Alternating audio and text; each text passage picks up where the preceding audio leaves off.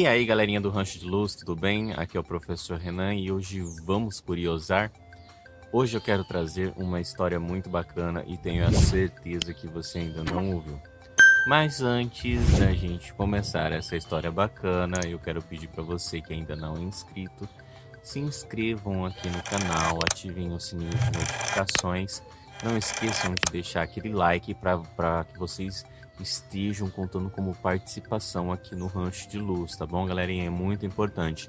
Além disso, não esquece de tirar os prints fazendo as nossas atividades e tá enviando no nosso canal do WhatsApp, tá bom, galerinha?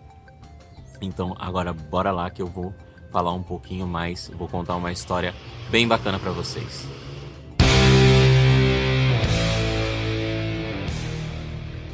Aposto que você ainda não deve ter visto em vídeos e nem ouvido falar sobre essa curiosidade, como vai ouvir aqui, a história de Mario Arnold Seguiel, proprietário de uma empresa imobiliária e de construção de Seattle, lá nos Estados Unidos. Aposto que vocês estão agora se perguntando quem é esse. Não conheço, mas eu posso assegurar que você sim o conhece, mas é por outro nome. Mario Arnold Seguiel, que foi o protagonista que inspirou, o nome do famoso mascote da Nintendo, Ele faleceu agora em 27 de outubro de 2018, ele tinha 84 anos e muitos jogadores não conhecem a intrigante, história que envolve ele, a Nintendo e o maior ícone dos jogos eletrônicos, a franquia do Super Mario. Fizemos uma extensa pesquisa e trazemos tudo o que se sabe sobre o enigmático Mario Seguiel, o Mario, da vida real. Todo mundo conhece o Mario, do jogo Super Mario Bros. E como uma enquete ainda lá em 1991, muito citada na época, descobriu que mais crianças americanas, reconheciam o mascote alegre da Nintendo do que o próprio Mickey Mouse, Ele era muito mais famoso do que o Mickey. E aí, quase 2 décadas depois, o famoso encanador dos desenhos animados, sempre vestido com o macacão azul, faz regularmente sucesso em jogos para console de Nintendo, O Mario virou inclusive símbolo de bolos das Olimpíadas de Tóquio em 2020. Com relação às origens de Mario, é de conhecimento comum entre os fãs do jogo que o lendário designer de jogos, Shigeru Miyamoto, o criou para o jogo de arcade Donkey Kong lá de 1981. Aquele gorila que agora tem até um filme animado dele, Donkey Kong havia sido uma reprogramação no caso, da placa de arcade da Nintendo do jogo Radarscope, baseado no chipset do jogo Galaxian, O Radarscope teve um enorme fracasso e logo na primeira investida da empresa em território americano, o jogo, além disso, teve muitas influências de títulos como Popeye, que inclusive seria o jogo oficial até ocorrer uma quebra de contrato, King Kong e a Bela e a Fera é um dos primeiros jogos que ensaiaram o gênero de jogo plataforma com narrativas, jogos com objetivos e histórias. Mesmo com ressalvas, Minoru Arakawa, autorizou a fabricação das unidades de Donkey Kong lá nos Estados Unidos. E um dos grandes desafios era a tradução do jogo, que é um jogo japonês. E eles estavam desenvolvendo esse jogo nos Estados Unidos. E a grande dificuldade foi traduzir essa história, trazer uma história que encantasse os americanos, que trouxesse a realidade dos americanos e não de uma empresa japonesa. E dessa dificuldade, nasceu o nome também da Pauline, a donzela, também o Mario, que é o protagonista. Mas o que poucos sabem é que a Nintendo pegou emprestado o nome de Mario e toda a sua herança italiana de um homem de carne e osso, O nome desse homem é Mario Arnold Seguiel e ele definitivamente não é um encanador.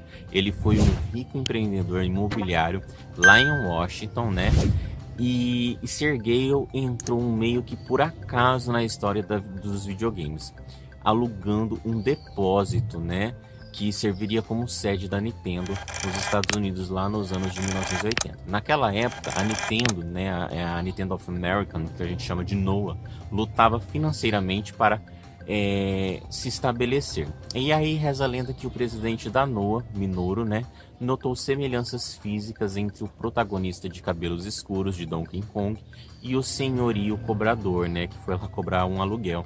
Então a equipe da NOAA apelidou o personagem de Mario e o nome pegou, e a partir de então ele ficou famoso. Sergio era dono do parque empresarial que abrigava, né, as operações da arcade norte-americana, da Nintendo, lá nos anos 80. E quando a empresa estava ocupada, né, convertendo milhares, né, de gigabytes de hardware, né, para uso de Donkey Kong, na época, o presidente da Nintendo, Minoru, né, e outros executivos estavam tentando criar um nome americano, né, americanizado para esse avatar, para esse personagem, né, que seria o jogador, que ainda era chamado de Jumpman, né, ou também Moveman. Naquele momento era Moveman, até um nome que aparece nas artes iniciais do gabinete de Donkey Kong, e similarmente também de Pac-Man. E aí lá em 1981, durante o desenvolvimento do arcade, que se tornaria Donkey Kong, Mario Sergio visitou o armazém para cobrar o aluguel atrasado e acabou se encontrando diretamente com o presidente Minoru. E Sergio o repreendeu na frente de todos os funcionários de forma muito veemente e ríspida, né? Muito bravo. De acordo com a história amplamente divulgada, Sergio, mesmo contrariado, né, por não ter recebido o dinheiro do aluguel, resolveu esperar o pagamento, uma vez que a Nintendo dependia do sucesso de Donkey Kong para literalmente pagar as suas dívidas. E aí, após o inusitado episódio, né, Arakawa, que é um dos outros desenvolvedores, né, desenvolvedores do Mario, subsequentemente imortalizaram, né, a figura de Sergio, renomeando a estrela de Donkey Kong, anteriormente conhecida como Jumpman, para Mario. O fato é que certamente Miyamoto e todos os funcionários que presenciaram essa curiosa aparição de um italiano meio baixinho, gordinho, de personalidade não muito hospitaleira e marcante, né, com sotaque curioso, suspensório e bigode, foi muito bem-vinda, e uma bem-vinda coincidência que definiu o caráter do Mario de Donkey Kong. Ao atrelar não somente o nome, mas as características de comportamento, ou no caso do personagem, muitas coisas fizeram sentido na narrativa, né, na história do personagem, que dura até hoje, né, no caso. Primeiramente, o próprio bigode e as cores que remontam, né, o italiano. E essa personalidade sempre esteve presente, no caso, mesmo sendo impossível de ser representada nos primeiros jogos, né, porque não haviam cores, mas rapidamente demonstrada nos desenhos animados e nos jogos após os anos de 1990. E uma curiosidade que o Mario, né, o verdadeiro Mario, valorizava, no caso, sua privacidade e conquistas em relação ao dinheiro.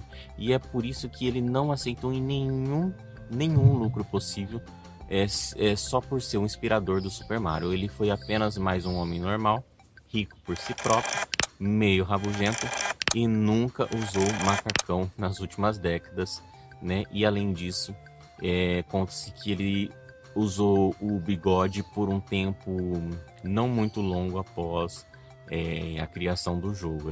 Por mais de 10 anos após a criação do jogo, ele parou de usar o bigode, que deu a fama do Super Mario, tá? Ele não gostava muito de ser vinculado a esse personagem, por ser uma pessoa muito tímida e reservada, né?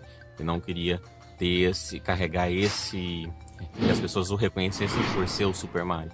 Ele tinha a empresa dele de fabricação de mobiliários, né, de construção. Então ele era só conhecido por ser Mario Sergio e não o Super Mario. Bom, eu espero que vocês tenham gostado dessa curiosidade sobre o Mario. Eu aposto que vocês não sabiam da história. Se vocês gostaram, deixa o like, comenta aqui embaixo o que vocês acharam. E não esquece de e mandar os prints das atividades, tá bom, galerinha? Um beijo no coração e até o próximo vídeo.